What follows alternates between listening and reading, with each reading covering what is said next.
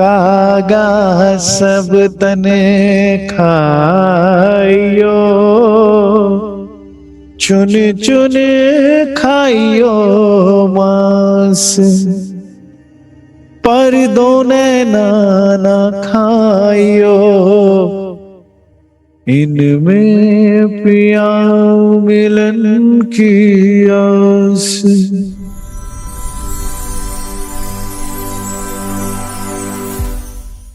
प्रणधार सुंदर साथ जी, श्री राज जी की अपार मेहर, हम सब सुंदर साथ परमहंस रामरतन महाराज श्री की बीतक श्रवण कर रहे हैं। महाराज जी के अंतर ध्यान के 60 वर्ष बाद ये इतनी सुंदर बीतक कथा, इतनी मंगलकारी बीतक कथा, इतनी परोपकारी बीतक कथा, इतनी जागृत कर देने वाली बीतक कथा हम सब सुंदर साथ को क्यों सुना रहे हैं, ये तो धनी जाने। शायद अब खेल की अवधि ही खत्म होने को आई है। शायद रूहों का संताप, पीड़ा, दुख धनी के हृदय से अब देखी नहीं जा रही। इसी कारण शायद धनी फिर से ये बीतक, क्योंकि परमहंसों को जानोगे तो परमहंस बनोगे।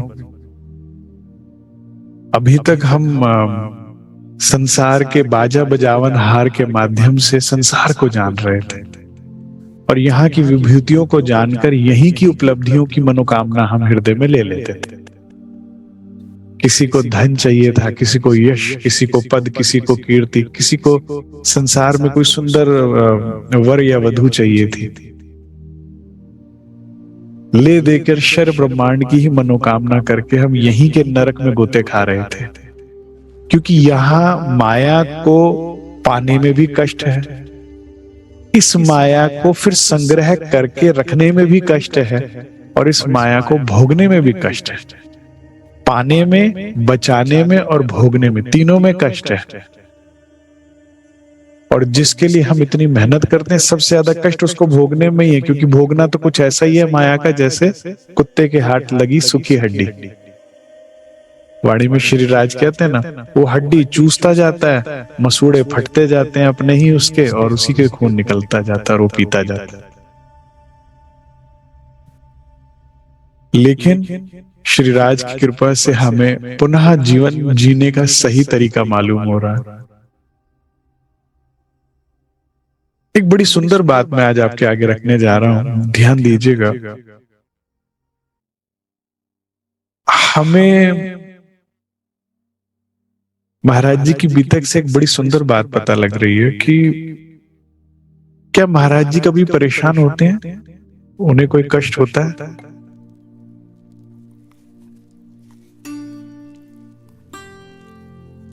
उनको खाने को मिले ना मिले वो परेशान नहीं होते, उनको पहनने को मिले ना मिले वो परेशान नहीं होते, उनके सर पे छत हो ना हो परेशान नहीं। यहां तक कि उनकी धर्म पत्नी या संतान को भी अपमान मिले, भोजन ना मिले तो भी वो परेशान नहीं होते। चाहे उनको तिरस्कृत किया जाए कई बार तो भी वो परेशान नहीं होते। लेकिन किसी एक बात से भी परेशान होते हैं, जब जब उनके ध्यान में भंग पड़ती है। जब भी कोई उनके आगे संसारिक, जैसे हमने कल पढ़ा ना कि उनकी कुटिया पे अगर कोई निंदा करने आ जाता है, कोई यहाँ वहां की बात करने आता है, कोई उनकी स्तुति करने आ जाता है, प्रशंसा करने आता है, किसी भी वजह से उन्हें पीड़ा केवल एक है, जब उनके ध्यान में भंग आता है। इससे एक बहुत इंपॉर्टेंट सिखापन हमें मिलता है, महत्वपूर्ण सिखापन मिलता है कि हमारा भी कष्ट हो तो ये हो। जिस दिन हमारा ध्यान ना लगे, जिस दिन हमारे ध्यान में हमें आनंद ना आया, जो कि महाराज जी का स्वभाव था कि 24 घंटे खाते पीते सोते सुपन सोवत जागृत, दम ना छोड़े माशूक की जाके असल हक निस्बत। तो किसी भी क्षण हमारा ध्यान धनी में रहना चाहिए, और जब भी वो वहां से हटे तो हमें कष्ट होना चाहिए। महाराज जी कितने पीड़ित होते हैं, परेशान होते हैं कि भाई आज हमारा ध्यान इन्होंने भंग किया, आज निस्तंग किया। और महाराज जी के विपरीत हमारा दुख क्या है, मुझे अफसोस के साथ ये कहना पड़ रहा है, लेकिन कहना पड़ता है, पड़ेगा मुझे, कि सुंदर साथ हमें क्या कष्ट बताते हैं भाई, हमारे को किसी ने अपमानित कर दिया, हमारे को घर में कोई ऐसा बोलता है वैसा बोलता है, हमारा कारोबार का नुकसान हो गया, हमारी नौकरी छूट गई, हमारे घर में दिक्कत है, बच्चों को कोई पढ़ाई में दिक्कत है, उनकी तनख्वाह, उनकी फीस नहीं है आई हमारे पास, घर में हारी बीमारी है, हमारे 100 अलग दुख है। कितना फर्क है महाराज जी के दुख में और हमारे दुख में। महाराज जी का दुख उन्हें बना रहा है और कहीं पहुंचा रहा है, हमारा दुख भी हमें बना रहा है। क्या बना रहा है? आत्म को जीव। और कहां पहुंचा रहा है? नरक में। उनको कहां पहुंचा रहा है? अर्श में, धाम में। अब हमें भी अपने दुख को बदलने की जरूरत है। इतना सत्संग, इतनी चर्चा, इतनी मेहर के बाद भी सुंदर साथ रोता है यहाँ के लिए। अब आप कहेंगे भाई घर में तकलीफ आई है तो हम आपको बताएंगे, राज्य को बताएंगे, तो नहीं बताएंगे तो क्या होगा? नहीं बताएं तो किसे बताएं? सुनिए बात को, वाणी क्या कहती है। धनी कहते हैं, दीन लो या दुनी को दो पाए ना एक ठौर। तुम दोनों चाहते हो, दोनों संभव नहीं, एक ही मिलेगा। एक के लिए दूसरा छोड़ना ही पड़ेगा। महाराज जी नहीं छोड़ रहे सारे सुख संसार के सुखों को। क्या है उनके पास? वो क्या पा रहे हैं और क्या चाहिए उनको? कुछ भी नहीं ना। वो तो चलते जा रहे हैं, चलते जा रहे हैं। अब ये दादा गुरु का लाड है, अब ये श्री राज का लाड है, वो कर रहे हैं जो उनके साथ। इससे पहले एक लगन, केवल एक चाहत। तुम दोनों सही चाहते हो, नहीं होगा, होएगा ही नहीं। वाणी कह रही है, कथन थोड़ी गलत हो जाएगा। तुम दोनों पाना चाहते हो, यहां भी सब सही रहे और वो भी मिल जाए, नहीं होगा। या तो वो मिलेगा, क्योंकि क्या है ना सुंदर साथ जी, अगर आप वाणी मंथन करते हैं, आप सुंदर साथ की सेवा करते हैं, मंदिर आश्रम में, उसमें किसी भी क्रियाकलाप में, तो आप मांगेंगे, राज्य तो दे देंगे यहाँ का। भाई खाने की दिक्कत है, खाने को दे देंगे। कब पैसे की दिक्कत है, पैसे दे देंगे। घर की दिक्कत है, घर दे देंगे। घर में आ रही बीमारी कहोगे ठीक कर देंगे। और कोई समस्या है, कर देंगे राज्य। लेकिन आपने जो मेहनत करी उसके बदले में क्या मांगा? ये ठीक। ध्यान से सुनिएगा। अब क्या ठीक रहेगा सदा? ये माया रूपी सर्प ऐसा है जिसके एक सर काटो तो दो बनते हैं। आप एक दरवाजा बंद करोगे, दूसरा, दूसरा करोगे, तीसरा, तीसरा। आपने हेल्थ इशू ठीक कराया राज्य का, वो वेल्थ इशू आ जाएगा। वेल्थ इशू ठीक कराओगे, फैमिली इशू आ जाएगा। फैमिली इशू ठीक कराओगे, ऑफिस इशू आ जाएगा। ऑफिस इशू ठीक, कुछ ना कुछ आता ही रहेगा और इसी में जन्म जाता रहेगा। दो उपाय ना एक ठौर, क्लियर हो जाइए। आपको एक को तो नजरअंदाज करना पड़ेगा। या तो राज्य को करिए कि राज्य अगले जन्म मिलते हैं, अभी जरा मुझे दुख उठाने दो। माया में दुख है, उठा लो अच्छे से ताकि पेट भर जाए, ताकि अगले जन्म में कहे भाई बहुत देख लिया धनी, अब नहीं, अब समझ में आ गया यहाँ कुछ नहीं। प्राणाधार सुंदर साहब जी, ट्रेलर समझ नहीं आया था, इस चक्कर में मूवी पूरी देखनी पड़ी। ट्रेलर क्या था? ब्रिजरास। ब्रिज किसके लिए बनाया था? ब्रिज किसके लिए बनाया था? हम रूहों को माया दिखाने के लिए। ठीक। आनंद को सत्ता दिखाने के लिए। रास किस लिए रचाई थी? सत्ता को आनंद दिखाने के लिए, अक्षर भगवान के लिए। ये हो गया था काम खत्म। लेकिन हमने उम्मीदा ना हुई, पूर्ण धाक मन में रही और फिर मांग लिया। अब देख भी तो ली 400 साल पिक्चर, अब और कितनी। इसको ना मतलब क्लियर करना ही पड़ेगा सुंदर साथ जी। आप जो चाह रहे हो, राज्य क्या चाह रहे हैं? चलो चलो चलो रे साथ, आपण जाइए धाम। तुम क्या चाह रहे हो? बसना। तभी तो रोज अर्जियां कर रहे हो, ये ठीक हो जाए, ये ठीक हो जाए, वो ठीक हो जाए। तुम यहां बसना चाह रहे हो, वो चलना चाह रहे हैं। दोनों नहीं मिलेगा। जब वहां ध्यान होगा तो ये उजड़ेगा ही उजड़ेगा। नहीं, इंद्रावती जी का नहीं उजड़ा, नहीं उजड़ा। भाई भाभी ने ताना मार दिया, हो गए ना पराए। पत्नी का त्याग करना पड़ा, सेवा के बदले गबन का इल्जाम लगा, मांगा धाम और सदगुरु से दूर होना पड़ा। उजड़ा कि नहीं उजड़ा? ये उजड़ा तो वो पाया। धनी श्री देवचंद्र जी का उजड़ा, अच्छे खासे माता पिता के साथ सानिध्य में, प्रेम स्नेह में, आनंद में रह रहे थे। उनके संरक्षण में, उनके पालन पोषण में आनंद से जीवन बिताते। ये उजड़ा तो वो बसाना। अब माता पिता जब वापस भी आके रहने लगे साथ में, हरिदास जी के यहाँ जब आ गए थे, तो भी पिताजी दिन रात ताना मारते थे। ये ना देखा पत्नी को, ना देखा बच्चों को। ये उजड़ा तो वो बसा। और अब परमहंस रामरतन महाराज जी का तो हम सुन ही रहे हैं। आप गलती कर रहे हैं, आपको ऐसा लग रहा है दोनों हो जाएगा, नहीं होगा। दुनी अपनी दुनियाई से पाना चाहे दो, अपनी सियानप से हम चाहते दोनों मिल जाए, कहते कईयो, लेकिन इसी चक्कर में कईयो जन्म खोया। धनी के जमाने, मेहंदी के जमाने में खो दिया इस चक्कर में कईयों ने जन्म। एक महाराज जी का केवल एक दुख है। अब आप भी अपने मन मंदिर में एक दुख रखो, मोहि पिया मिलन किया। कागा सब तने खाइयो, चुन चुन खाइयो मांस, पर दोने नाना खाइयो, इनमें पिया मिलन की आस।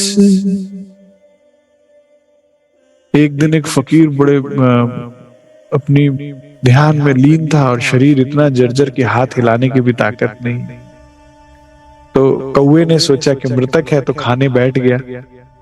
अब ताकत इतनी नहीं कि कितनी भी कि कौवे को उड़ा सके, डरा सके। तो कहते भाई अब मैं मजबूर हूं, मेरे शरीर में ताकत ही नहीं बची, तो खा ले, लेकिन एक ही विनती है तेरे से कि बस आंख छोड़ दियो, कि कहीं शायद प्रीतम आते हो, उनको देख लूं फिर खा ले। दो नैना ना खाइयो बस। ये दर्द होता है महाराज जी के हृदय। हम भी अपना दर्द बदलें और बस ये दर्द लेने सुंदर साहब जी, बाकी सब भूल जाए।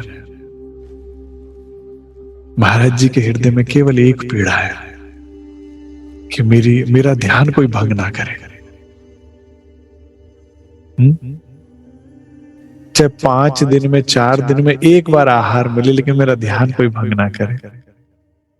चाहे खुले आसमान के नीचे किसी शिला पे भी बैठे हो, मंदिर आश्रम की चौखट में भी बैठे और वहां भी ना कोई बैठने दे, तो भी कोई दुख नहीं, बस मेरा ध्यान कोई भंग ना करे। ना रहने की जगह, ना पहनने को कपड़ा, ना खाने को रोटी, फिर भी कोई मेरा ध्यान भंग ना करे, बस दर्द एक। इससे बड़ी बात क्या हो सकती है सुंदर साहब जी। और ब्रह्म मुनि परमहंस या उन ब्रह्मात्माओं का जीवन हो तो ऐसा ही होना चाहिए। अन्यथा अगर संसारिक मनोकामनाएं ही पूरी करनी थी तो उसके लिए तो और भी बहुत से स्थान थे। संसार में भी जितने भी देवी देवता हैं, सब पे शक्ति है संसार का सब कुछ देने के लिए, लेकिन धनी के पास एकमात्र शक्ति थी आपको धाम के सुख देने के लिए, आत्म जागृत, आपको इससे परे करने के लिए। नहीं तो बड़े बड़े असुर हुए संसार में सुंदर साहब जी, जिन्होंने परमात्मा को खुश किया। रावण ने भगवान शिव की स्तुति करके उनसे जाने कितने शस्त्र प्राप्त किए, और परमात्मा के ध्यान करके असुरों ने क्या क्या नहीं शक्ति पाई, लेकिन उसके बाद क्या हुआ? यहाँ की चीज पाई फिर दुखी, औरों को भी दुख किया, खुद को भी, और परमात्मा को ही गर्दन काटने आनी पड़ी ना। क्योंकि मांगा भी तो संसार और परमात्मा को नहीं मांगा, और सत्संग से सद्बुद्धि नहीं ली, जो परमात्मा को मान लेते तो असुर भी संत हो जाते ना। भगवान राम तो सभी का उद्धार करते आ रहे हैं, चाहे शबरी का हो चाहे रावण का हो। कोई झूठे बेर खिलाकर मोक्ष को प्राप्त कर रही है, तो कोई पाप कर्म करके अपनी गर्दन कटवा के मोक्ष को प्राप्त कर रहा है। उद्धार तो सबका कर रहे हैं। तुम क्या चाहते हो? धनी को मांग के धनी जैसे हो जाना चाहते हो, धाम में विलास चाहते हो, क्या माया मांग कर इसी नरक में, इस माया में ही रहना चाहते हो? काल माया में चक्कर पे चक्कर लेना चाहते हो कि चिंता ही नहीं है राज्य में राज, जहां महाप्रलय करनी हो कर लेना, हम तब तक यहाँ आराम से नरक की कड़ाइयों में तड़े चले जा रहे हैं, कोई दिक्कत नहीं। आप जो मांगेंगे वे पाएंगे। अब समझ लीजिए महाराज जी की बीतक से कि क्या मांगना चाहिए। दिल में दर्द भी हो तो कौन सा दर्द, एक दर्द को जगा दो, सिर्फ धनी की मिलन की। जो महाराज जी को एक दर्द हो कि भाई बाकी सब कुछ ले लो, मेरे ध्यान को भंग ना करो बस। कोई और जीवन में कमी हो ना हो, बस मेरा ध्यान धनी से ना हटे। ठीक है। अब तक हमने देखा कि किस प्रकार महाराज जी खोजते खोजते दादा गुरु तक आखिर पहुंच ही गए। दादा गुरु क्या मिले? उन्हें सब कुछ मिल गया। साक्षात श्रीराज दादा गुरु का भेष बदल कर बैठे हुए हैं और ना सिर्फ आत्मिक आहार दे रहे हैं, शरीर का आहार भी अपने हाथों से खिलाकर अति लाड और प्रेम से महाराज जी को पिछला सारा ज्ञान ध्यान सब भुला दिया। वो ये भी भूल गए मैं झंडू दत्त हूं, वे ये भी भूल गए कि संसार में कुछ है। सब कुछ भूलकर महाराज जी मस्त आनंद में डूबे हुए थे परमधाम 25 पक्षों में। तो एक अलौकिक घटना घटी। कुछ कारण था जिसके कारण ये कार्य होना पड़ा, और वो क्या हुआ कि गुरु भाई की पत्नी का अंतर्ध्यान हुआ। दादा गुरु ने कहा था कि हम जिंदा कर देंगे ताकि वो तंग ना करें, हम जिंदा कर देंगे ताकि वो तंग ना करें। शक्ति है दादा गुरु के पास, लेकिन वो करेंगे नहीं। क्यों नहीं करेंगे? क्योंकि राज्य अपने खेल में उसी के परमात्मा अपने उसमें सृष्टि में चेंजेस नहीं करता, डिस्टर्बेंस नहीं करता। उसके बनाए नियम कानून, जिसकी जितनी श्वास है उसी हिसाब से वो चलाने देते हैं। उसकी लिखी हुई स्क्रिप्ट है तो परफेक्ट है ना, उसमें क्यों चेंज करेगा वो? लेकिन जब सब तंग करने लगे तो दादा गुरु ने टालने के लिए कहा, जो भाई चिंता ना करो, जीवित कर देंगे। और दादा गुरु ने कर भी दिया, अग्नि संस्कार किया और अगले तन में पहुंच गया जीव। लेकिन इस कारण महाराज जी के हृदय में संशय आ गया। संशय ये आ गया कि क्या दादा गुरु जीवित नहीं कर सकते थे? क्या उनमें वो शक्ति नहीं थी? क्या मैं जिन पे पूर्ण विश्वास और जिनको पूर्ण परमात्मा मान रहा हूं, क्या ये वे नहीं है? जीव जो है मिनट लगाता पिछली की हुई कृपा को, दया को भुलाने, मेहर को। ये जीव बड़ा शांत फरामोश होता है। सुंदरता जी महाराज जी के हम भी अपने जीवन में देखे ऐसा हो जाता है। पिछला सारा किया रद्द, अब ये कैसे हुआ? बुद्धि बार बार संशय लाती है, और इस एक बार बहुत जरूरी था कि महाराज जी को संशय विहीन करना। अब ऐसी लीला होने वाली थी जिसके बाद महाराज जी को जीवन में ना कभी भी संशय नहीं आएगा, और ना सिर्फ इतना, उसके बाद श्रीराज का भी मिलना हो जाएगा। अब इस संशय के कारण महाराज जी को दादा गुरु से इतना डर लगने लगा जितना मौत से भी नहीं लगता, क्योंकि संशय तो ही डराता है। क्योंकि सुंदर साहब जी देखिए ना, मैंने अपने जीवन में देखा है, हम मौज में घूमते हैं राज्य पे भरोसा करके, दिन रात नहीं देखते, अपना देश पराया देश नहीं देखते, कहीं भी हैं हम जीवन में निश्चिंत होते हैं। किसी भी स्थान पर हो, कहीं पे भी हम अपने कोई चिंता ही नहीं, क्योंकि पता है राज्य है सर पे। लेकिन जिस दिन भी मैं अपने जीवन की बात करूं, मेरे जीवन में संशय ने प्रवेश किया, यस, मेरा विश्वास क्या झूठा है, तो उस दिन बहुत डर लगता है। उस रात नींद नहीं आती, वो दिन नरक में बीतता है। तो महाराज जी को डर लगा, इसीलिए महाराज जी कहा करते थे विश्वास हो तो पूरा, पूरे से भी पूरा, अधूरा विश्वास के से अच्छा तो ना करो। अच्छे से तोलो, अच्छे से परखो, धनी को परखो, सदगुरु को, उसके बाद पूर्ण समर्पण।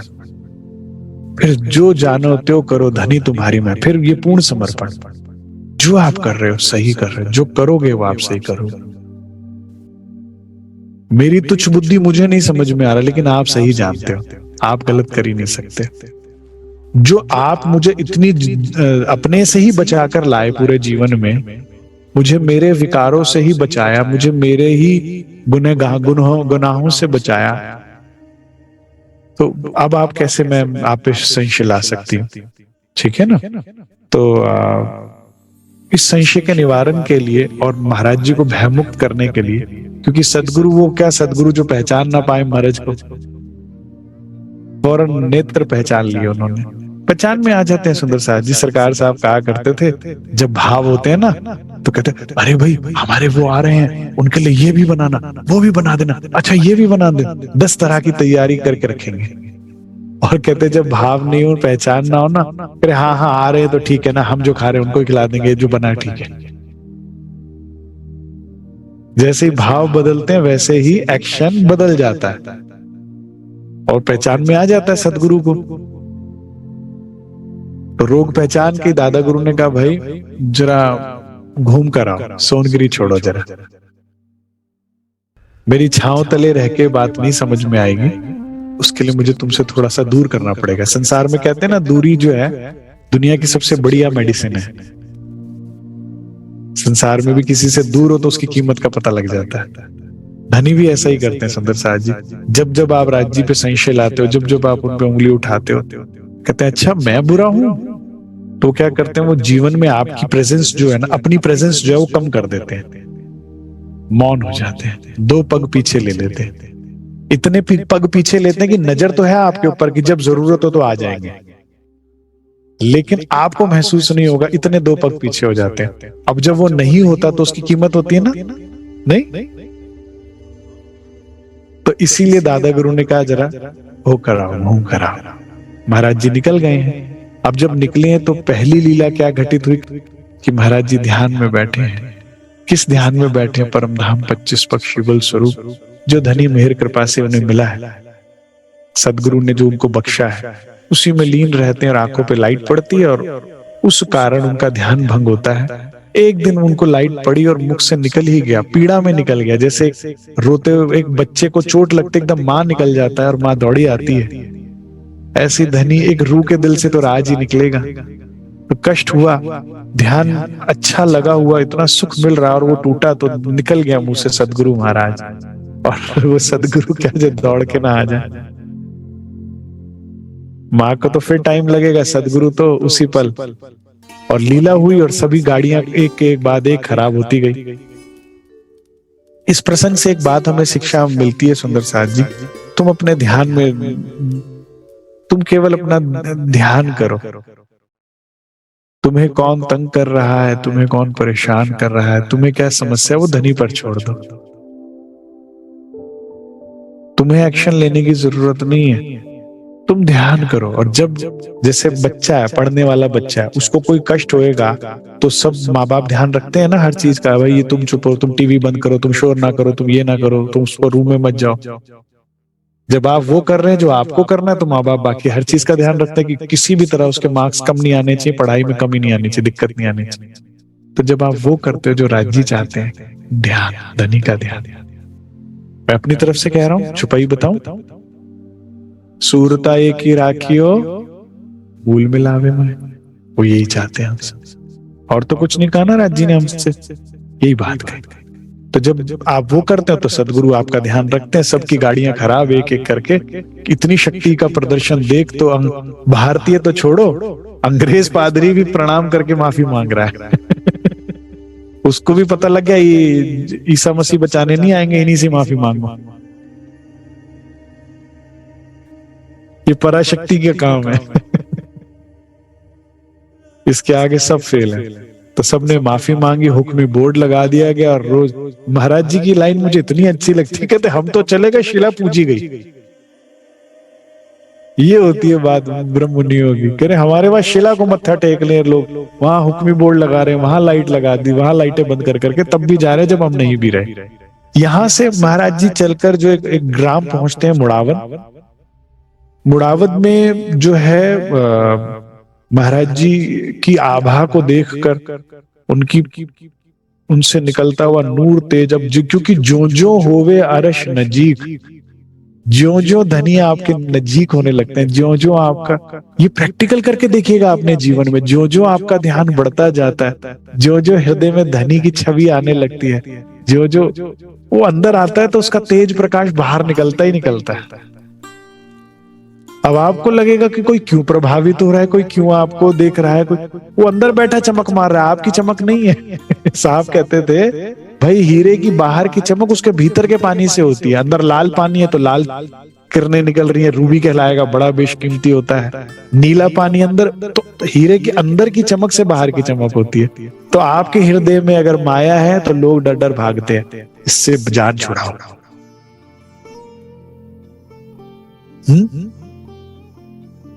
और जब शरीराज होते हैं तो चमके मारता है बाहर, आपके अंदर की सुख, शांति, आनंद आते जाते का शीश झुका देता है कि भाई कोई तो बात है। तो वहां के बड़े से बड़े प्रतिष्ठित व्यक्ति आने लगे।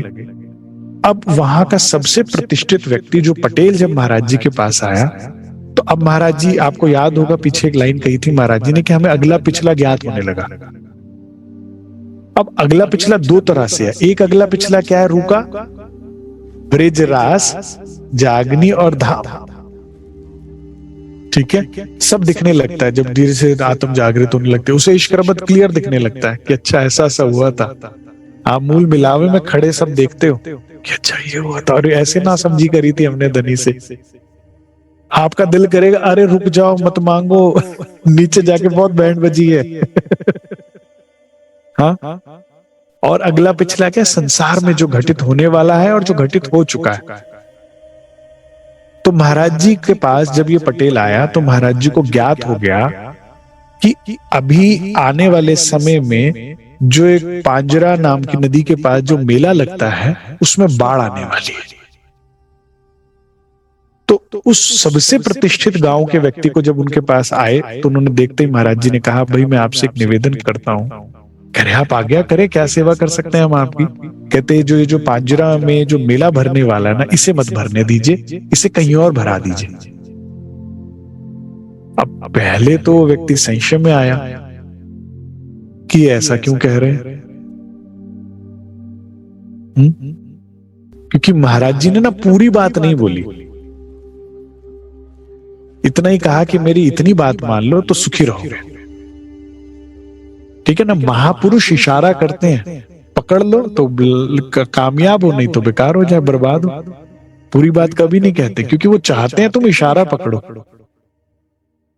वो बड़े बुजुर्ग कहते हैं ना, जिस बच्चे को आंख का डर नहीं उस पर हाथ उठाने का भी फायदा नहीं, है ना।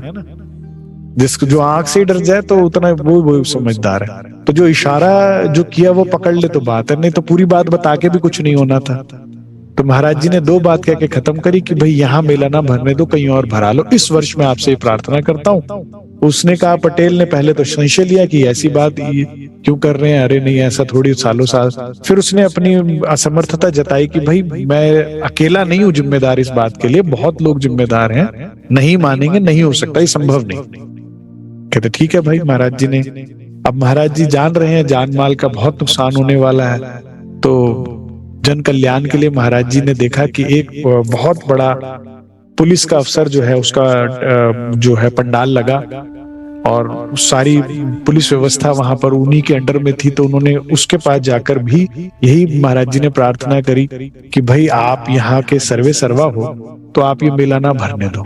अभी क्या है, केवल 10 दुकानें लगी हैं। नदी के दोनों तरफ जो रेती थी, अब ये नदियां सूखी रहती थी ज्यादातर, और बहुत साल से सूखी हो रखी थी। बारिश के नाम पर यहाँ पर कहते थे इतनी बारिश गिरती कि थोड़ा बहुत कुछ टेंट भीग जाए या कुछ, इतना ही बस। तो ना नदी है ना बारिश है यहाँ पर, तो गांव में सालों साल से, और कुछ ही महाराज जी ने कहा भी रेत के दोनों तरफ जो है वो टेंट 10 ही दुकानें लगी हैं अभी, तो ये उठाकर शिफ्ट की जा सकती हैं, अभी आप कर दीजिए। तो वही थानेदार ने भी कहा कि भाई ये मेरी क्षमता से बाहर की बात है, ऐसा नहीं संभव हो सकता, आप कोई और सेवा बताओ तो करो, आपका खाना पीना करना हो, कुछ बात हो तो। बहुत ही मीठे अच्छा कोई थानेदार था, साईं करके महाराज जी को संबोधित कर रहा है कि साईं कुछ और बोलो तो मैं कर दूं, ये नहीं हो सकता। महाराज जी कहते भाई चाहिए तो यही था। अब नदी के दूसरी तरफ जो व्यवस्थापक थे उनको भी जाकर महाराज जी ने प्रार्थना करी, लेकिन महाराज जी कहते किसी ने भी हमारी एक बात नहीं सुनी। ठीक है ना, क्योंकि सुना तो उसके साथ जाता ना जिसके पहनावे में कोई बात होती है, जिसके साथ लश्कर चलता होता हो, है ना। अब महाराज जी अकेले हैं, फकीराना भेष है, तो किसी ने उनकी बात को ध्यान नहीं दिया। अब क्या हुआ, मेला भरने लगा, हजारों लोग आ गए, टेंट में लोग टेंट लगाते गए, लोग भरते गए, और फिर एक रात को बाढ़ आई, और उस बाढ़ में बहुत जान माल का नुकसान हुआ, बड़े लोग मरे, बहते गए, त्राही त्राही हुए। और महाराज जी कहते जहां हम ध्यान में बैठे थे, महाराज जी को तो ज्ञान था ना, तो महाराज जी तो वहां से दूर कहीं अपना आसन लगा रहे थे, पहले तो वहीं बैठे हुए थे, नदी के किनारे ध्यान में बैठे थे, लेकिन महाराज जी कहते हमें वहां पे त्राही त्राही की आवाज आई, कितने लोग बह गए, कितने लोग मर गए, कितनी गैया बह गई, कितना नुकसान हुआ। अब महाराज जी ने जाके उस थानेदार को बहुत डांट लगाई, कहते तू सोचता था कि मैं बक रहा हूं, अपने को तू बड़ा ज्ञानी समझ रहा था, हैं अब देख इतना नुकसान हो गया, कौन इसका जिम्मेदार है। वो कहते साईं मुझे गलती हो गई, मुझे माफ कर दो, मुझे नहीं पता था कि ये तो प्रकृति के हाथ की बात है, मुझे क्या पता था कि बाढ़ आ जाएगी, प्रकृति भी क्या किसी के हाथ में। कहते तुझे आकर बोला नहीं था मैंने। तो उसने बड़ा वो कह रहे, अब इतना जो है उसका वो थर थर कांपने लगा महाराज जी की डांट को देख के, कोई वाकई सिद्ध पुरुष है जिनको इतनी बात पता थी, तो थर थर कांपने लगा और बड़ा प्रभावित हो गया महाराज जी से, और बड़ा दुखी हुआ, बहुत शर्मिंदा हुआ। तो अब महाराज जी कहे क्या करें, जो कर सकते थे वो कर लिया, जो समझाने का प्रयास था किया, नहीं अब उसमें तो और कुछ हो नहीं सकता। तो महाराज जी कहते हैं छोड़ गए स्थान तभी हम घुस गए घने जंगलों में, क्योंकि महाराज जी को ना जंगल घर लगता था, उन्हें ना गांव और भीड़ नहीं अच्छी लगती थी, उन्हें संसार नहीं अच्छा लगता था, उन्हें ना मनुष्य से ज्यादा कह रहे मैं पशु पक्षियों, मैं जंगली जानवर देख सकता हूँ, वो कर सकता हूँ, यहाँ नहीं, क्योंकि वो हमारे ध्यान में भंग नहीं करते, ये करते हैं।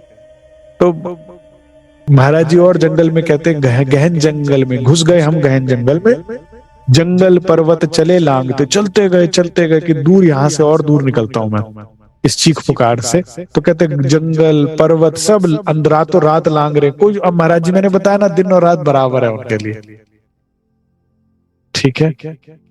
अब इतना हृदय में तेज प्रकाश है मूल स्वरूप का, परम धाम का। सोचे पहले तो केवल हनुमान जी ही थे, पहले तो केवल दिव्य पुरुष थे, तो ही बहुत थे, अब तो हृदय में श्री राज युगल स्वरूप भी है, तो और प्रकाश हो गया। एक चित हो अपनी धुन में, जिसको होश नहीं बाहर का, मार्ग कौन खोजे उसका। कहते हमें होश ही नहीं, हमारा अगला पग कहाँ जा रहा है, किस दिशा में जाना है। अक्सर मुझे ये पंक्तियां बड़ी अच्छी लगती हैं, मैं सुंदर साथ को बोलता हूं कि जब मंजिल जहां आपने पहुंचना है, ठीक, जब मंजिल ही हम सफर बन जाए तो बताओ कहां जाए। जिस तक पहुंचना था वो ही अब साथ साथ चल रहा, तो फिर तो जिस दिशा में चाहो बढ़ जाओ ना, इससे सुंदर जीवन हो ही नहीं सकता। कि कहां जाना है, कहां मर्जी चल दो, तू है तो साथ, मंजिल अब साथ ही तो है, अब जहां मर्जी चल दिए पाओ। तो जहां पग बढ़ जाते महाराज जी कहते हम तो उसी दिशा में जा रहे थे। सीधी नाक की चलता वह तो रक्षक उसका परमात्मा, उसको चिंता नहीं है आगे गड्ढा है, खाई है, पहाड़ है, जानवर है, उसे क्या चिंता, डाकू है, चोर है, वो बैठा ना। मैं सुंदर सा आज जी, तुम जिसका ध्यान करते हो वो तुम्हारा ध्यान रखता है। ये नियम अपना जीवन में बना लीजिए। मैं एक बार चोपड़ा मंदिर ध्यान के लिए रुका था, पहली बार मैं रुका, और मैं परिक्रमा कर रहा था जब सब रात्रि थोड़ा 6-7 बजे का वक्त था, अंधेरा सा हो गया। कई प्रदक्षिणा मैं शाम से ही दे रहा था, उजाला होते होते अंधेरा होने लगा और मैं कई 100 परिक्रमा दे चुका था। उसके बाद मैंने क्या देखा, परिक्रमा में बाहरी परिक्रमा जो मंदिर की है, वहां एक बिच्छू दिखा मुझे। मैंने जीवन में पहली बार बिच्छू देखा, काला बड़ा बिच्छू चमक मार रहा है और ऐसे उसका डंक आया, मैं बहुत डर गया। मैंने कहा ये यही था, मैं तो अपनी मस्ती में चल रहा था, आंखें ऊपर कर या बंद करके चल रहा था धनी के उसमें, इस पे मेरा पांव पड़ जाता है तो ऐसा काटता कि पूछो नहीं। बहुत विशैला होता देखने में, मैंने पहली बार देखा, बड़ा डरावना लगा। तो मैंने पुजारी जी को आके जाके बोला, सज्जन पुजारी जी आज भी हैं वे, जैसा नाम है वैसी उनके का व्यवहार है, सज्जन ही है वो बिल्कुल। मैंने कहा पुजारी जी यहाँ बिच्छू है? कह रहा उस पेड़ से भी ध्यान रखना, कई बार वहां सांप भी होता है, लटके होते हैं। मैंने कहा यार सांप बिच्छू है? तो मैं वहां 2 महात्मा रहते थे मुझसे पहले, मैं उनके पास गया। मैं कहा महात्मा जी यहाँ रूम में भी आ जाता है क्या? मेरे रूम में भी आ जाएगा? कर परिक्रमा तो चलो छोड़ो, मैं कहा रूम पूछूं सुरक्षित है कि नहीं, यहाँ सांप आ जाता है क्या? करे हाँ भैया, एक बार हम सो के उठे तो हमारी धोती में से सांप निकल के भागा। मैंने कहा फिर आपने क्या किया? करे हमने धोती झाड़ी और तो नहीं है। मैं बड़ा डर गया, अपने रूम में आया, मैंने कहा बताइए सांप बिच्छुओं में कैसा रहा जाए हैं? तो फिर वहां एक सूरदास महात्मा रहते थे, जिनको आंखों से दिखता नहीं था लेकिन पूरे प्रांगण की झाड़ू कर देते थे। तो मुझे आके कहते आप चिंता ना करो। अब हुक्म ही तो नहीं होता, कोई ना कोई राज्य किसी ना किसी रूप में बोलता है। कहते आप चिंता ना करो, मैं इतने सालों से यहाँ हूं, मेरा कभी पग नहीं पड़ा किसी बिच्छू के सांप पे, दिखता भी नहीं उनको तो। हाँ, कहते आप जिसका ध्यान करते हो ना, वो पल पल आपका ध्यान रखता है। ये तो दुनिया के भी भगवान ऐसा करते हैं कि जब आप ध्यान करते हो उस परमात्मा का, और शरीर पे कहते ना दिखाते हैं दीमक लग गया या वो हो गया, जर्जर हो गया शरीर, तो परमात्मा सबसे पहले आपके शरीर को निरोगी कर देता है ना? फिर कहता है बोलो क्या इच्छा है। तो आप तो अक्षरातीत का ध्यान कर रहे हो, तो वो आपका ध्यान रखेंगे। कहते मैं इतने वर्ष से रह रहा हूं, कभी मेरा पांव नहीं पड़ा। तो मैं निश्चिंत हो गया। फिर उन महात्माओं ने भी मुझे यही बात बोली, कहते भैया हम कई बार रात को आते हैं जंगल से होते हुए सेवा करके गुम्बद जी में, कह रहे सांप अगर दूर होता है तो रात में भी चमक जाता है, पहले एकदम से दिखा देते हैं राज्य, चिंता ना कीजिए। तो मैं निश्चिंत हो गया। ये बात हमेशा याद रखिएगा कि जिस महाराज जी ने क्या कहा, जिसको होश नहीं बाहर का, पूरी लाइन बहुत ध्यान से सुनिएगा। आपको बाहर का होश नहीं, जिसका ध्यान अब बाहर क्यों नहीं, क्योंकि उसका ध्यान धनी में है। ठीक है, तो क्या होगा? रक्षक उसका परमात्मा। तुम जिसके ध्यान में होते हो वो तुम्हारा ध्यान रखता ही रखता है। बच्चा अगर माँ का हाथ, पिता का हाथ पकड़कर चल रहा है और वो देख ही नहीं रहा सड़क पे कि गड्ढा आ रहा है, कि ट्रैफिक आ रहा है, कि गाड़ी आ रही है, वो माँ को ही देखे जा रहा है, माँ, तो माँ को देखना पड़ता है ना सड़क, कि ये तो ध्यान दे नहीं रहा, मुझे ध्यान देना होगा, ये तो मुझ में मगन है। और गड्ढा आएगा तो माँ क्या करेगी? गोद में उठा लेगी ना। ये सबसे सुंदर जीवन है, ये सबसे सुंदर जीवन है कि मैं तुम्हें देखूं, तुम खेल देखो, तुम्हारा खेल है, तुम जानो। आपने अक्सर सुना होगा संतों को कहते, तेरी माया तू जाने, तू देख।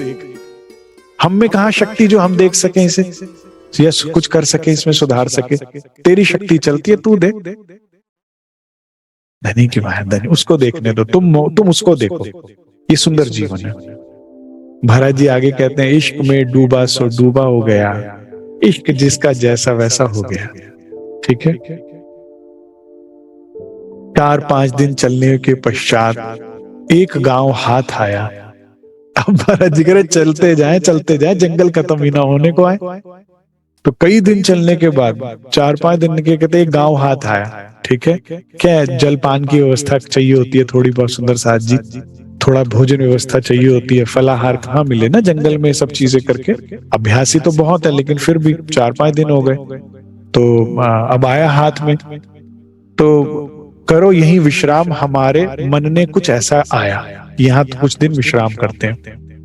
लगा लिया आसन बिस्तर भी, पेड़ तले एक बस्ती के, कुछ अजीब से ही मकान उस बस्ती में हमको दिखे।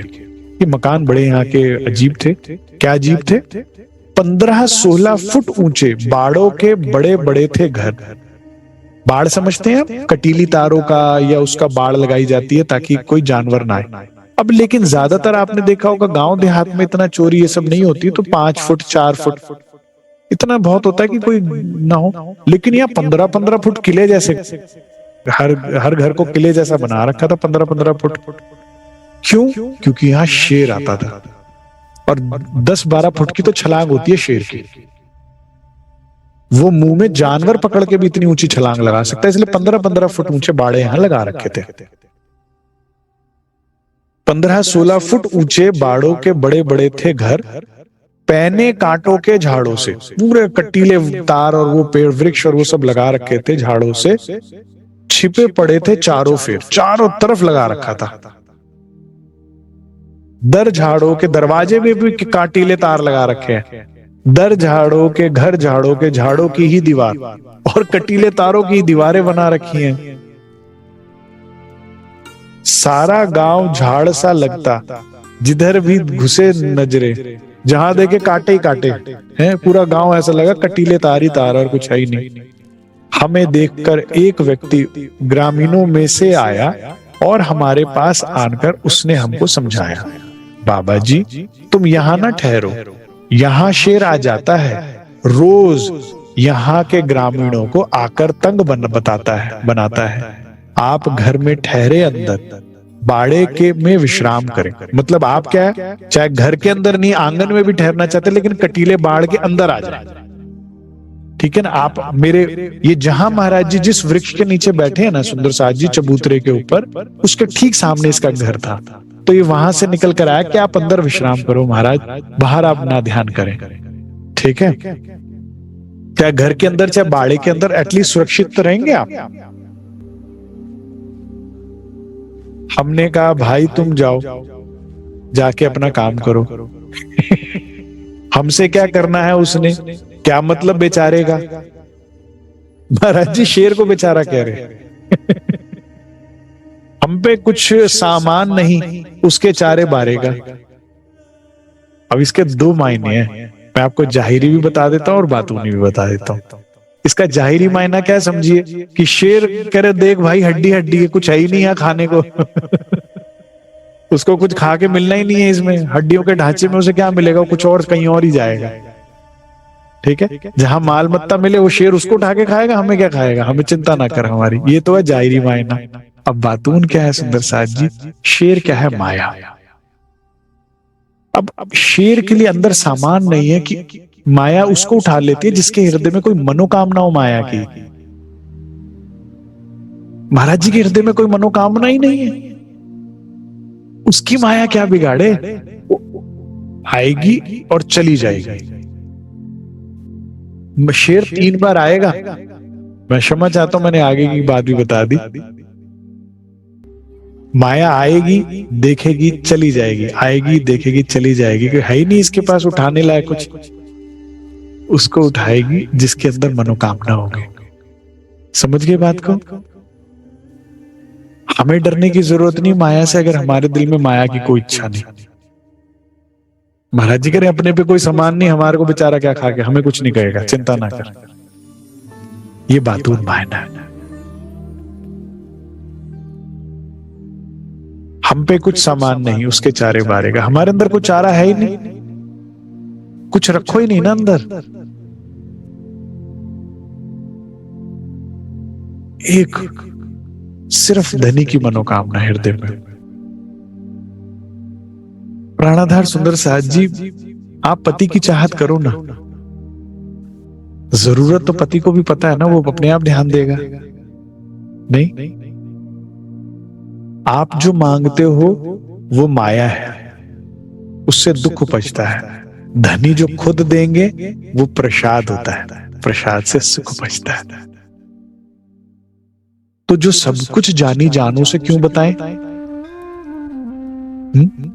जिसकी खातिर घूम रहे वो है आंखों वाला, उसे पता है उसको ऐसे मंजूर है तो मुझे मंजूर है, हम ऐसा जीवन क्यों ना जिए?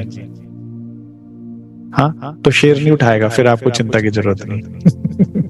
माया रूपी शेर आएगा, चला जाएगा, कुछ नहीं कहेगा आप। ठीक है, तो हमें तंग कोई नहीं करता, फिक्र हमारी मत करना, हमारी चिंता मत करो, हमें कोई तंग नहीं करता। हम जंगल में ही रहते भाई, अभी गांव में आए हैं। हम उसी के घर से ही निकल के आए हैं, उसी के घर रहते हैं। जब वहां कभी नहीं आया सामने और कुछ नहीं कर पाया, तो यहाँ क्या चिंता करना? अब तो श्रीराज साथ में है, जब श्रीराज नहीं थे तब हनुमान जी थे, उठा के पटक देंगे एक बारी में। नहीं, जबराइल असराफिल भेज दिए, दुआ मरने के बानी की जो मेरे खासे बंदे पर। आगे पीछे 2 किलोमीटर आगे 2 किलोमीटर पीछे रास्ता क्लियर रहता है। बल्कि एक बड़ा सुंदर प्रसंग मैंने सुना अपने सुंदर साथ के मुख से, मुझे बड़ा अच्छा लगा। एक बार हमारे दिल्ली के सुंदर साथ थे, रात को वक्त मिजाहिदपुर आश्रम जा रहे थे। परमहंस रामरतन महाराज जी के 4 आश्रम है ना, रतनपुरी, शेरपुर, मिजाहिदपुर और चलसीने का आश्रम। तो मिजाहिदपुर आश्रम में जा रहे थे। उनका नियम था हर सैटरडे संडे वो वहीं बिताया करते थे, जाते थे, बैठा करते थे। तो वो लोग भी बड़े राज्य में इतने लीन थे कि उनको चिंता नहीं होती थी, महाराज जी सर पर चिंता नहीं होती थी। रात को जा रहे थे और वो जगह बड़ी खतरनाक है, पूरा गांव देहात, और उसमें भी नहर का रास्ता है, वहां होते ही है ज्यादातर कुछ ना कुछ। तो पुलिस वाले हमेशा रोकते हैं वहां पर आपको रात को जाने से। लेकिन उन्होंने कहा कोई चिंता न कर, हमें चिंता नहीं। तो वो जा रहे, कहते उन्होंने मैं भी जब आश्रम पहुंचा तो प्रसंग सुनाया कि क्या हुआ हमारे साथ। कहते भैया आज तो यमराज दिख गया था। मैंने कहा क्या हुआ? कह रहे हम जब जा रहे थे तो नहर पर 5-10 आदमी बड़े बड़े लठ रॉड लेकर खड़े हुए, रास्ता रोका हमारा। कहते मैंने रोका तो आपने रुक गए। कह रहे अगर ना रोकते तो आगे उन्होंने ट्रैक्टर अड़ा रखा था। सड़क है, इधर नहर है, इधर जंगल है, बीच में ट्रैक्टर अड़ा रखा है। और कहते किसी तरह अगर जंगल से निकाल लेते तो आगे और लोग थे उनके, तो रोकना ही हमने समझदारी समझी। मैंने कहा फिर क्या हुआ? कह रहे उन्होंने हमें रोका और उसमें से कहते कोई पगड़ी पहन के उनका एक प्रधान सा आया। कहते कहां जा रहे हो? तो कहते सब हम डर गए कि मौत नजर आई कि आज तो ये मार काट के नहर में डाल देंगे और लूट लेंगे। करे किसी एक के अंदर कोई हिम्मत आई और कहा हम तो महाराज जी के पास जा रहे हैं आश्रम, हमें क्यों रोका है?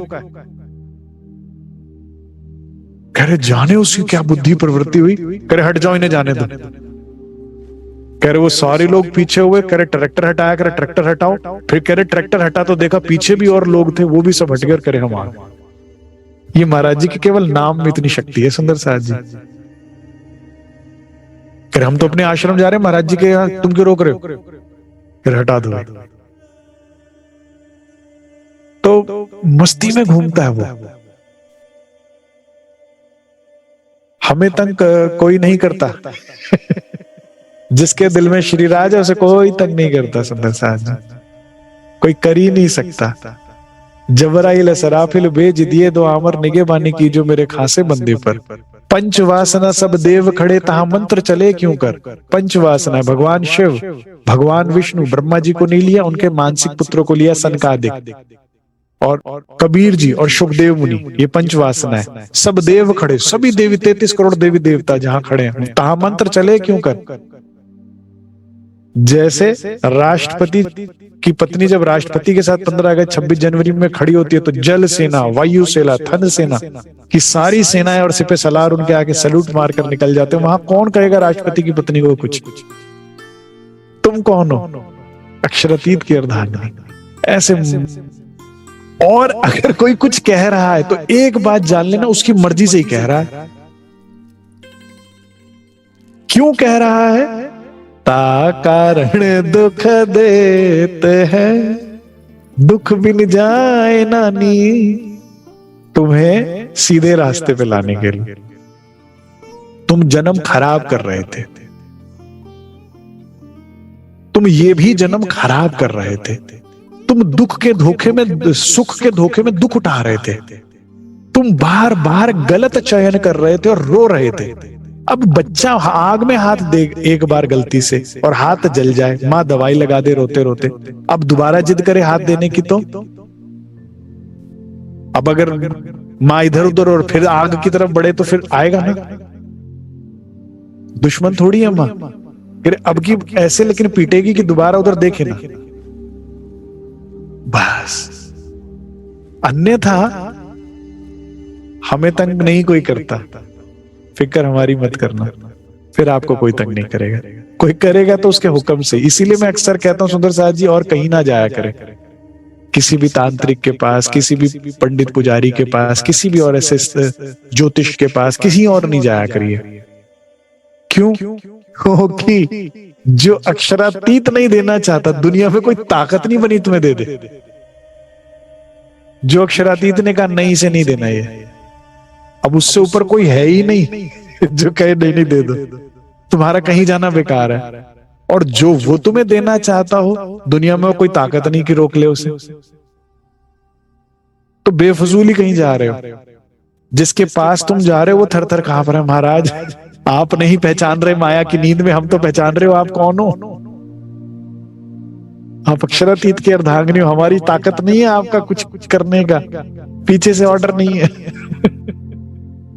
आप उसके आगे मत्थे टेक रहे हो, नाक रगड़ रहे हो, वो आपके आगे हाथ जोड़ रहा है। ऐसा दृश्य चल रहा है, सुंदर सोचिए आप। समझ जाए तो अच्छा।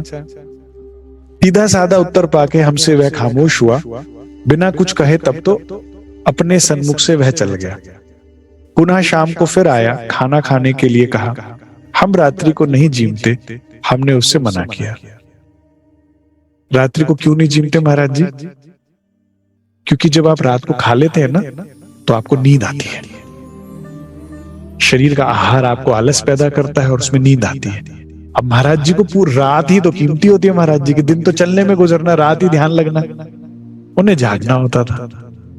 शरीर में आहार नहीं होता, पूरा ध्यान लगता बढ़िया से। आप 10-11 बजे बैठ जाओ, सुबह के 3-4 बजे तक नींद नहीं आएगी। और फिर अगर आपको थोड़ा विश्राम करना हो, कमर को ही आराम देना होता है, बस 4 से 6 फिर 2 घंटे आराम दो कमर को, और फिर बैठ जाओ ध्यान में, तो 6 से सुबह 12 बजे तक आराम से ध्यान होएगा। बॉडी आपको तंग नहीं करेगी बिल्कुल भी। जिससे जैसे साधना और बढ़ती जाएगी, अभ्यस्त हो जाओगे, तो कमर और मजबूत हो जाती है, तो फिर और अच्छा बैठा जाता है। तो अब महाराज जी इसलिए रात्रि को कुछ नहीं लेते थे। तो हम रात्रि को नहीं जीमते, हमने उसको मना किया। वह फिर भी एक पाव दूध इनकार किया पर ले आया, मना करने पे भी ले आया। हमने पी पा करके उसको अपना धुना सिलगाया। अपनी आगे जो मैंने बताया ना, साधकों का तो यही होता है। पुराने समय में, आज से 20 साल 40 साल पहले, चाहे भरी गर्मी भी हो तो भी रात ठंडी होती थी, चद्दर ओढ़नी पड़ जाती थी। ठीक है ना। अब तो ग्लोबल वार्मिंग करके माहौल बदल गया, तो इसलिए साधक का तो धूना सबसे इंपॉर्टेंट होता है। जंगली जानवर, कीड़े मकोड़े भी नहीं आते उस अग्नि में, और क्या कहते हैं, ठंड से भी बचाव हो जाता है। और मैंने बताया मल्टीपल यूज है, वो रेत भी काम, वो उसकी राख भी कई तरह के काम में आती है साधना साधक के। और इसीलिए कोई अगर कुछ मांगता है तो वही पकड़ा कर विभूति कहकर उसको वो भी आशीर्वाद में। अब साधु कहाँ लेके भेज जेब में घूमे भैया, बूंदी के लड्डू या वो ले हो जा, अच्छा प्रसाद काम हो जाएगा तुम्हारा, वो इसलिए वही देता है, लगा लो माथे पर काम हो जाएगा। तो कई काम में आती है। तो धूना उन्होंने सुलगा लिया महाराज जी ने। बैठ गए ध्यानस्थ पेड़ के। महाराज जी, श्याम जी, प्रणधर सुंदर साथ जी, राज्य का ध्यान करके तो अच्छा लगता ही है, परम धाम का तो लगता ही है। आज मैंने बीतक पढ़ी तो मुझे महाराज जी का ध्यान किया। इस पेड़ के नीचे बैठे महाराज जी इतने सुंदर लग रहे हैं। अभी किशोर है, क्योंकि 30 वर्ष की आयु में निकले हैं, तो अभी मुझे ऐसा लगता है या तो 35 के हैं या 38 के आसपास की आयु है। अभी किशोर है, बिल्कुल सुंदर से बाल पूरे मुंडवा रखे और चादरिया ओढ़कर महाराज जी ऐसे बैठे, बड़े सुंदर लग रहे थे। और मैं आपको सही बताऊं, राज्य जी का ध्यान में बहुत लाभ होता है, आनंद होता है। महाराज जी के ध्यान में भी बड़ा लाभ होता है। मूल स्वरूप है, इसका आनंद का कोई पारोवार होता ही नहीं है, इसमें कोई दो राय नहीं है। लेकिन ऐसा लगा मुझे आज भी कि महाराज जी के ध्यान में भी, कि जैसे रोम रोम में से नींद निकल गई हो, आनंद आ गया। तो चलिए थोड़ा सा ध्यान करें, महाराज जी का ध्यान करते हैं। कैसे लग रहे हो बैठे हुए? एक वृक्ष है, आंखें बंद कीजिए, मैं आपको पोर्ट्रेट करता हूं। एक सुंदर अच्छा चौड़ा वृक्ष तना, ऊपर अच्छी छाया कर रखी है उसने। महाराज जी पतले से हैं, तना भी पीछे दिख रहा है, बैठे हुए आगे महाराज जी, तो भी आगे अग्नि जली हुई है। चबूतरे पर अच्छा सा सुंदर आसन लगा के बिल्कुल कमर सीधी करके महाराज जी बैठे। राजी श्याम जी, राजी, पतले सुंदर सफेद चादर ओढ़े, सफेद धोती पहने, सुंदर मस्तक पर तिलक है, बाल बिल्कुल भी नहीं है, मुंडवा रखे महाराज जी ने बाल, ना दाढ़ी है चेहरे पर, तेजोमय स्वरूप, बड़ा गठीला शरीर है, आसन बिल्कुल अच्छा लगा हुआ है। राजी श्यामा जी, राजी श्यामा जी, राजी, बैठे हैं धनी की धुन में, पुकार रहे हैं श्री राज, डूबे हुए हैं महाराज जी धनी में। अति कोमल छवि, चेहरे पे मुस्कान है। राजी श्यामा जी, नख से सिख तक ध्यान कीजिए, पहले चरणों को निहारिए, धोती में से चरण निकलते हुए दिख रहे हैं, घुटने के ठीक नीचे सुंदर चरण। अब हमें उनका घुटना दिखाई दे रहा है, पतली धोती पहनी हुई है। और उनके हस्त कमल, बाजू, हेड़ा, कंधा, अब गौर, अति गौर मुखार बिंद, गोल चेहरा है महाराज जी, नेत्र बंद है, मस्तक पर तिलक है। राजी श्यामा जी, राजी श्यामा जी, राजी, लीन है।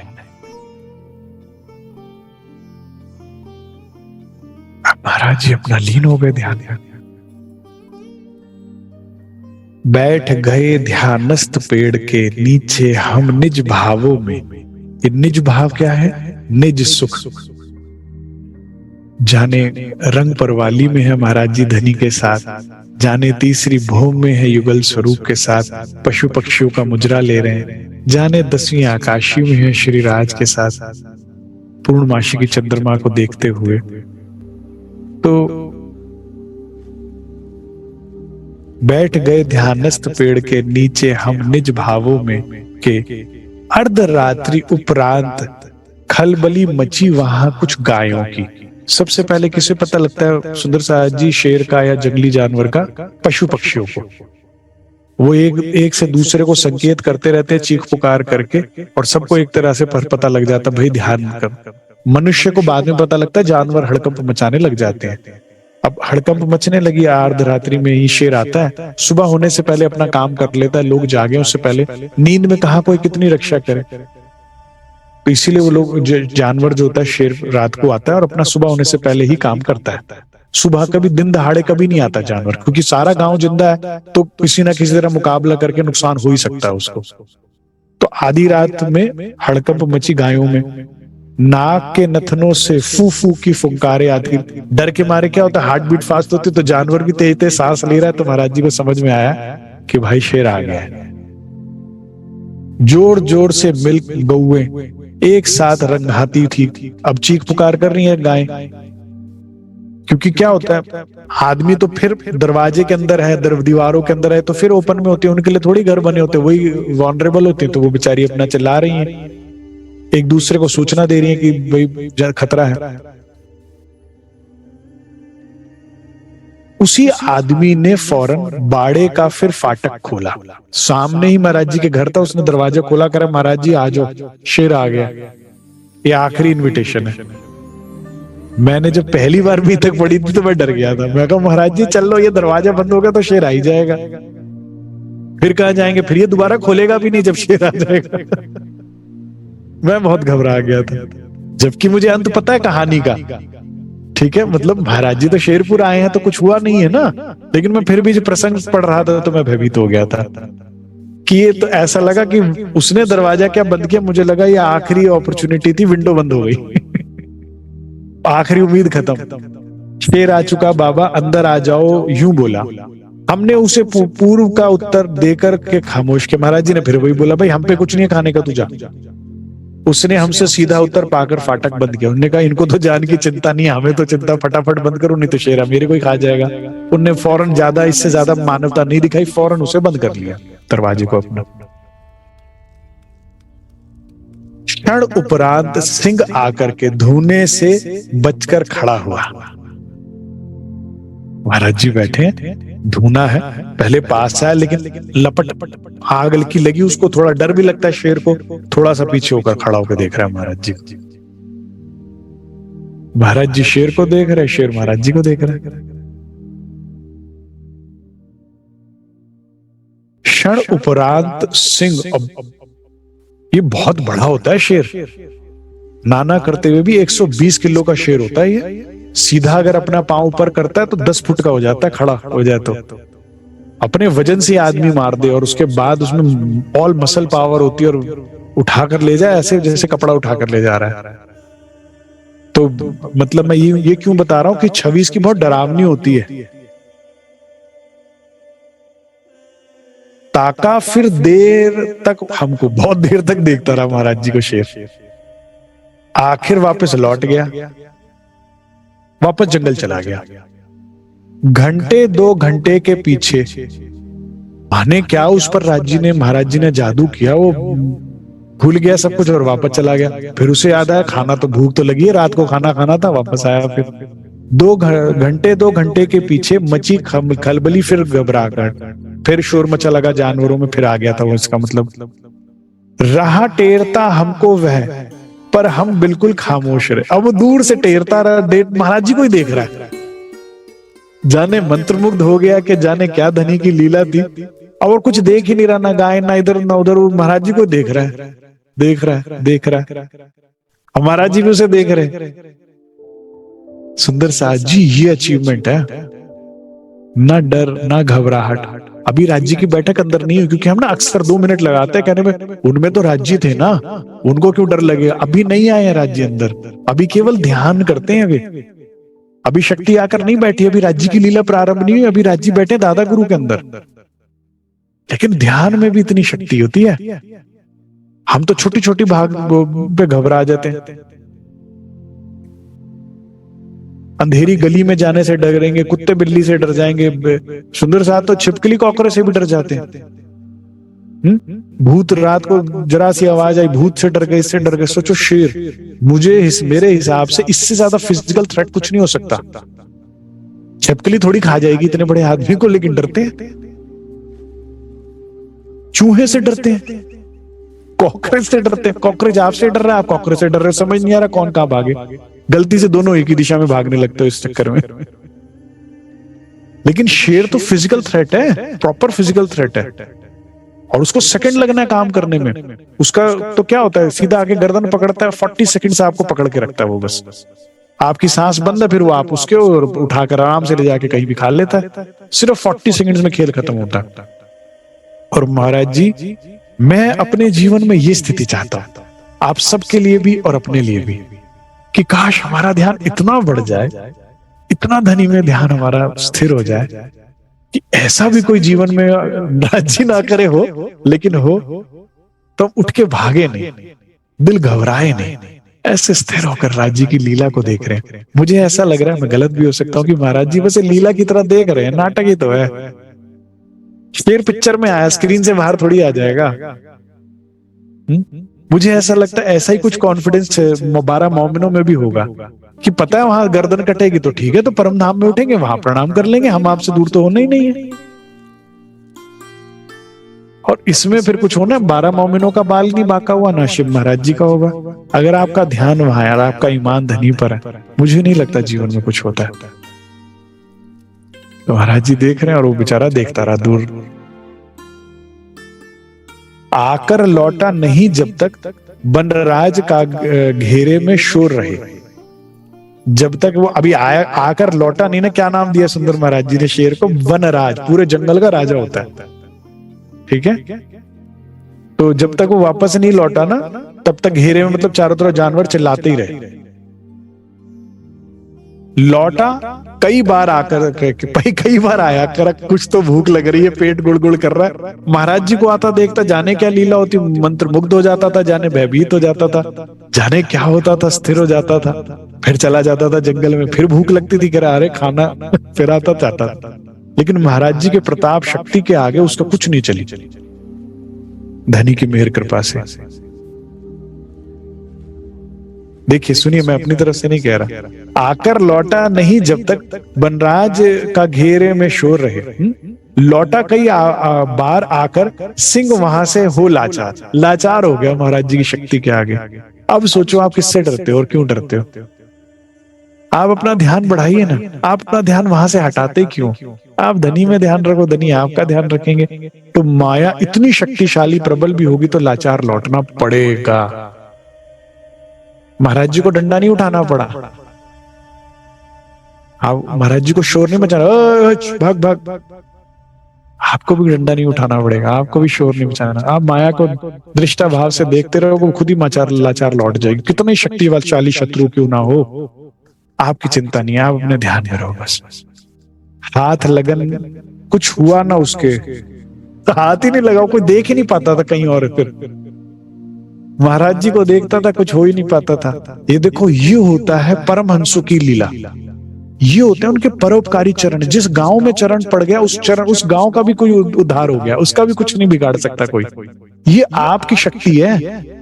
आपका अगर ध्यान पक्का है और ईमान सच्चा है और धनी से प्रेम हो, तो आप जहां होंगे वहां किसी का कुछ नहीं बिगड़ेगा, केवल आपका ही नहीं। ब्रह्म मुनि जो होते हैं चलते फिरते तीर्थंकर कहलाते हैं। तीर्थंकर समझते किसको उपाधि मिलती है? जो मतलब खुद तीर्थ हो जाते हैं, जिनके दर्शन तीर्थ मात्र जैसे होते हैं कि भाई तीर्थ हो गया, उनके दर्शन हो गए। जिनका ध्यान पक्का है धनी में, मूल में, जिनका ध्यान टीवी में, उनकी बात नहीं कर रहा, जिनका ध्यान सोशल मीडिया में है, संसार में है, जिनके रोने अभी तक यहीं के नहीं खत्म हो रहे शर ब्रह्मांड की, मैं उनकी बात नहीं कर रहा।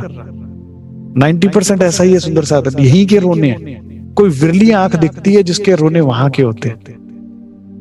और हैरानी की बात है, मुझे तो कई बार इतनी हैरान होती कि एक सुंदर साथ जो एक दिन पहले मेरे आगे इसलिए रो रहा है कि राज्य कब मिलेंगे, ध्यान कब लगेगा, 2 दिन बाद संसार के लिए रो रहा होता है। तो वो कंफ्यूज है कि मुझे कंफ्यूज कर रहा है कि क्या चाहिए। दोनों चाहिए, यहां भी कोई तंग ना करे और राज्य भी मिल जाए, नहीं होगा ऐसा। एक ही रोना होना चाहिए। फिर यहां के लिए नहीं रोना, यहां के लिए क्या करना, राजी तेरी रजा में, तेरे हुक्म से हो रहा है ना, मंजूर है। इतना दर्द बिरहा का आग इतनी बढ़ा लो कि और आग सारी छोटी पड़ जाए। आपने बचपन में पढ़ा था वो कि एक लाइन को मास्टर खींच के कहता है बिना मिटाए ये छोटी करनी है, तो उसके नीचे उससे बड़ी लाइन खींच दे तो वो छोटी हो जाती है उसके कंपैरिजन में।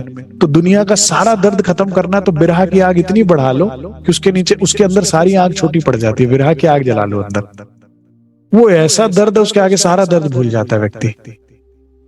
तो अगर तुम्हें कोई संसार का दर्द लग रहा है, इसका अर्थ सीधा सीधा ये कि तुम्हारे अंदर बिरहा की आग की कमी हो रही है, उसे बढ़ाओ, अपने आप खत्म हो जाएगा। दोनों के लिए रहोगे कुछ भी नहीं मिलेगा, ना खुदा मिला, ना मिसाले सनम, ना यहाँ के रहे ना वहां के रहे। क्योंकि संसार तो कभी मिलना ही नहीं था, और धनी तुमने मांगे तो फिर दोबारा संसार में आ गए। एक रोना रखो महाराज जी की तरफ और फिर आनंद ही आनंद। हाथ लगन कुछ हुआ ना उसके, पौफट आई आखिरकार। फिर सूर्य उदय हो गया, वो आ नहीं सकता, दिन में नहीं आता कभी। प्रातः ही व्यक्ति आन कर निकट हमारे यूं बोला। अब ये तो पूरा ऐसे गांव में चमत्कार हो गया, सारे लोगों में हड़क, अरे भाई ये साधु बाहर बैठा रहा और इसके कारण किसी की भी गैया नहीं उठाई गई। अरे भाई ये तो कोई दिव्य पुरुष है, कोई महापुरुष है जिसको शेर से डर ना लगे। जो आश्रम के जो बाहर बैठा निर्दंड, तो वो तो बड़ा उनकी ख्याति हो गई। तो प्रातः ही व्यक्ति आन कर निकट हमारे यूं बोला, और प्रभावित सा हो हमसे हाथ जोड़कर मुख खोला। बचवा दी एक गाय आपने रात हमारी बाबा जी, कृपा आपने की, हमने तो तुम्हें उठाना चाहा भी, हमने तो आपको उठाना भी चाहा, आपका ध्यान भी भंग किया और आपने इतनी कृपा करी। यह तो सिंह रात आया था, नियमित पूर्वक आता है, ये कल आया था और ये रोज आता है। कूद काद बाड़े के अंदर किसी ना किसी तरह से, जाने कैसे ये बना लेता, अंदर कूद ही जाता है बाड़े कर, गाय उठा ले जाता है उपस्थिति से। रात आपकी हिम्मत नहीं पड़ी उसकी, 3 बार आकर लौटा। उसने 3 ही बार देखा, महाराज जी कह रहे भाई कई बार आया था तुझे 3 बार पता लगा, बस 3 बार आकर लौटा। कृपा सिर्फ आपकी ही थी कि आया और लौट गया, आया और लौट गया। ठीक है, मैंने आपको जाहिरी बात उन दोनों बता दी है कि अंदर माया की इच्छा नहीं है तो शेर उठाकर नहीं लेके जाएगा, माया तभी उठाकर लेकर जाएगी जब अंदर माया की इच्छा हो। आप यहीं स्थापित रूप से ठहरे तो अति कृपा होगी, आप यहीं रुक जाओ, हम आपका यहीं मंदिर बना देते हैं, यहीं आश्रम बना लेते हैं, आपकी कृपा से गांव पूरा सुरक्षित रहेगा, आनंद में होगा। अरे बताइए, ऐसे तेजस्वी पुरुष जो खुले आंगन में बैठे हैं और कोई शेर कुछ कर नहीं पा रहा। खर्च आपका मेरा जिम्मे, बाबा जी चाहो जो लो, किंतु जावे नहीं यहां से, हम पर बड़ी कृपा होवे। आप यहां ठहरो जो नगरी सुख से सोवे। आप अगर बैठे हो, हमें कोई चिंता नहीं, पूरा नगर सुरक्षित है, वो शेर का कहीं दम नहीं लगा। पूरी हर रोज रात को घबरा रहे होते हैं लोग, ग्रामवासी की आज हमारे ना आ जाए, आज हमारे ना आ जाए, गलती से बच्चा बाहर ना रह जाए, देर रात को खेल रहा हो बच्चा तो फटाफट अंदर लेना है, करना है, जल्दी से बाजार से मट लो, रात हो रही है, शेर आ जाएगा। कर नगरी आराम से सोएगी आपके होने से। हमने कहा है मौज आपनी, या जहां हुए विश्राम किया। भाई हम तेरी चौकीदारी के लिए निकले हैं या राज्य को पाने निकले हैं या तेरे दूध रोटी के लिए निकले हैं? हम तेरी गाय की रक्षा करने के लिए बैठे हैं यहाँ। सोचिए किससे क्या मांग रहा है, कितनी हमारी बुद्धि माया में मलिन हो जाती है। जब जान भी रहा इतना महापुरुष है, उसके बाद भी क्या मांग रहा है, हमारी गाय की रक्षा कर लो। ये माया का प्रभाव। हम भी कई बार ऐसा करते हैं सुंदर साथ जी, राज्य के आगे और खड़े और मांगते क्या। हमने कहा उठा कमंडलिया, हमने अपना मार्ग लिया, अपने राम किसी के नौकर। हम तेरी नौकरी करने बैठे, यहाँ कोई पहरेदारी नहीं, हम यहाँ किसी के नौकर या पहरेदार नहीं है, सिर्फ एक के चाकर हैं हम और हमारा यार नहीं। ये पंक्ति मुझे बड़ी सुंदर लगी। एक के नौकर हैं और हमारा, सुंदर साथ जी बड़े दुख की बात है, लेकिन हमारे तो कई यार हैं। राज्यवाणी में कहते हैं, मैं तो तुम्हें प्राणनाथ कहता हूं, मानता हूं, मेरे तो प्राण तुम में, लेकिन तुम देखो ना तुम्हारे कितने प्राणनाथ है, कितनी जगह प्राण है। किसी के बच्चों में है, किसी के पति में है, किसी पत्नी में है, किसी के माँ बाप में, किसी का कारोबार, कितने प्राणनाथ बना रखे। तुम्हारे कितने यार हैं और वही दुख दे रहे हैं, वही दुख दे रहे हैं। जो तुम्हारे हृदय में नहीं वो तुम्हें कष्ट नहीं दे सकता। और अगर सिर्फ हृदय में श्री राज है तो कष्ट होगा ही नहीं, तो शेर नहीं उठाकर लेके जाएगा। महाराज जी आनंद में, क्योंकि केवल एक यार है, एक से यारी कर लो, एक को यार बनाओ, बाकी क्या है सब सेवा है। घर को क्या है समझो, मंदिर आश्रम जैसे, वहां सेवा करते हैं, यहाँ अच्छे से सेवा करो, शिकायत का मौका किसी को भी ना दो, लेकिन यार एक हो दिल में। जैसे एने पगले चालिए जेने ब्रिज निराश, जैसे ब्रिज में थे, सब कुछ करते हुए हृदय में सिर्फ श्री राज थे, प्रेम केवल उनसे था। महापुरुषों की वाणी से कुछ सीख लो सुंदर साथ जी, जीवन बदल लो। ये महाराज जी के शब्द है, ये उनका नजरिया जीवन का। आपने महाराज जी के स्वरूप को कई बार प्रणाम किया होगा, लेकिन कहते हैं ना, प्रणाम किया भगवान राम की मूर्ति को, लेकिन हृदय में रावण है तो लाभ क्या। पुजारी ने चादर ओढ़ रखी राम नाम की, लेकिन हृदय में राम नहीं तो लाभ क्या। तो प्रणाम ही करने से काम नहीं बनेगा, केवल मन्नतें मांगने से काम नहीं बनेगा। क्यों ना हम महाराज जी का जीवन चरित्र जीवन में उतारे, तो लाभ होगा, तो ही दुख का निवारण होगा। नहीं तो एक मर्ज ठीक करवा कर लाओगे, रास्ते में पहले घर पहुंचने से पहले 2 हो रखे होंगे। ये माया, इसने किसी को सुखी नहीं रहने दिया, उसका काम है। ये ब्रह्मांड ही मृत्यु लोक है, ये है ही दुख का। तुम नौकरी मांगोगे, नौकरी से दुख पाओगे। तुम बच्चा मांगोगे, बच्चे से दुख पाओगे। तुम शादी मांगोगे, शादी से दुख पाओगे। हमारे एक सुंदर साहब थे, वो शेरपुर आश्रम या कहीं भी आश्रम जाते थे, नंगे पांव प्रदक्षिणा देते थे मंदिर की भी कई बार, कई कई घंटे तक। तो मैं बड़ा प्रभावित हुआ और पूछने में पता लगा कि वो शादी नहीं हो रही इसीलिए। और शादी होने के बाद जब मुझे मिले, कर मेरी सास एक लम्हा नहीं जीने देती मुझे, मतलब रसोई का काम करके भी उसके सामने आकर बैठे रहो, अपने रूम में भी नहीं जा सकते। नरक बना रखी जिंदगी। तूने ही तो मांगा था नरक, परिक्रमाएं तूने ही तो दी थी। और जो अगर परिक्रमा श्री राज के लिए दी होती तो आपकी क्या जरूरत है, धनी को नहीं पता क्या? आपको पता लग रहा है मेरी आयु निकल रही है, धनी को नहीं पता।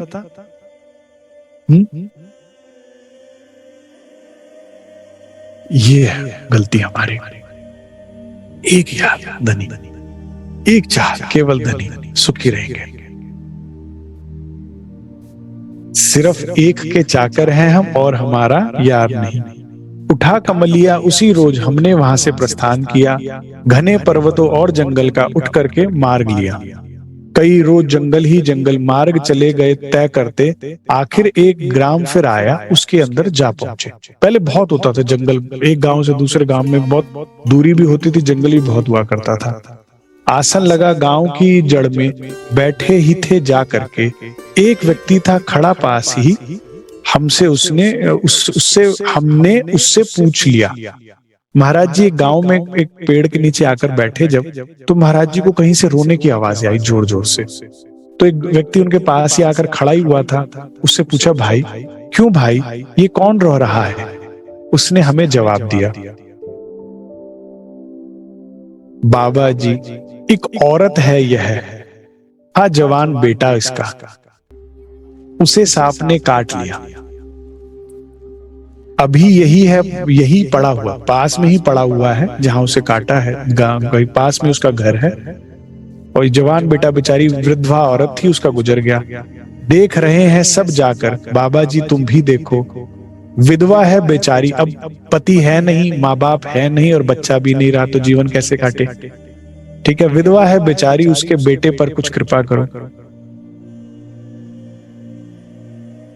अब महाराज जी वहां जाते हैं, अगर जाते तो वहां क्या होता है कि श्री राज क्या नहीं कर सकते, परमहंस क्या नहीं कर सकते।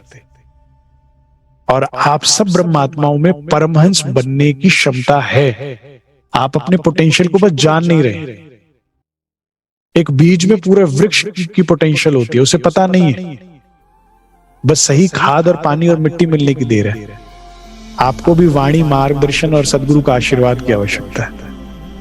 तो आप जब ये पोटेंशियल जानेंगे, तो मैंने तो आज ये समझा कि महाराज जी के लिए माया खेल है। महाराज जी के लिए, महाराज जी की लीला में ऐसा लगता है कि कुछ है ही नहीं माया, कोई डर ही ना करने की जरूरत है, कोई चिंता की जरूरत नहीं। बोलो श्री प्राणनाथ प्यारे की जय, बोलो श्री सदगुरु महाराज की जय।